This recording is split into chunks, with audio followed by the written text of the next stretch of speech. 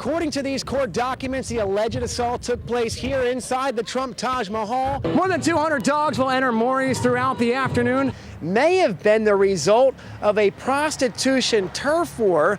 We did speak to officials from Rebel. They say they hope to have a closing date within the next 60 days, but of course nothing at this point is set in stone. Right now, officials behind me here at the EMA Center are being briefed by the National Weather Service out of Binghamton, New York. They're in a conference call. Well, typically when a water main decides to blow itself up, it's easy to spot thanks to that geyser that usually erupts downtown. Here, not the case. Because it was under a bridge, it wasn't spotted until daybreak by the excess amount of water flowing down. In fact, it was so wet here, crews actually had to bring in this boat to load in all their supplies. Well, John and Julie, former Luzerne County Judge Mark Chiavarella, no longer a free man. And imagine being 8,000 miles away from home and tuning in to see your coverage, and there goes your house. There's your house under 8 feet of water. This is the Susquehanna River. According to this police report, the two suspects showed up here just after midnight. They rang the doorbell. Whatever came through here at about 2:30 left a path of destruction. We also have trees down on Wyoming Avenue. We tried reaching out to Millville City's police chief and Millville's mayor, but we were told by a secretary inside that they were staying silent on this issue. Well, hi, Scott and Maurice. The temperatures here soared to near 100 degrees today, adding some humidity, and it feels that much hotter. Oh, good evening, Julie. Very happy for the skiers. Not so much for the reporter here tonight. It's a sound indicating danger is imminent. Those sirens and whistles tell firefighters to get out of the building. But even as flames tore through at least 3 businesses and 2 floors of apartments on Atlantic Avenue, everyone who lived here somehow made it out alive. When I was out in my computer, I smelled the smoke, and then I was screaming, and then we all get out at the front door. Angie's family and neighbors help each other escape from the upstairs apartments. Fire was reported on the first floor of 1114. Upon arrival, we had about 8-10 people self-evacuate from the second floor above the fire. As the flames continue to rage on, other units from surrounding towns arrived on the scene.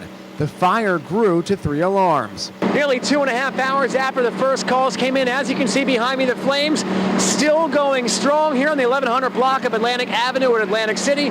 That's because the chief tells me the winds are incredibly strong due to an incoming weather system out of Pennsylvania. The wind's a factor. It keeps pushing this thing from the burned areas of the fire to the unburned, which is not good for us. Despite the massive blaze and sheer number of men and women battling the fire, Chief Brooks says no one was injured, including 11-year-old Jaden. What do you want to tell the people that helped get you out? Thank you. In Atlantic City, I'm Jim Murdoch, NBC 40 News. Now, Marisa, this morning we went to the apartment of attorney Tony Lupus here in Plains Township, just up the road. We knocked on his door, and to our surprise, the man many people have been looking for weeks answered. That's when I asked him about the alleged scheme. What about the allegations, though, against these people that say you scammed them? Well, everything will be answered as time goes on. Everything will be answered as time goes on? Yeah, as things develop. That's all I can tell you right now. You'll have to talk to my attorney. Well, were you scamming people? What happened? And that's all attorney Tony Lupus had to say. Earlier this month, an attorney representing dozens of people filed a lawsuit against Lupus, claiming they invested their life savings, trusting his word that he would make them money. But according to that civil suit filed against him, there was no investing, the money nowhere to be found. Attorney Ernie Priate represents those dozen potential victims. We showed him our exchange with Lupus. Well, that's a significant development. You unearthed him. He's been sought by authorities now for almost 2 weeks, and so congratulations to you guys.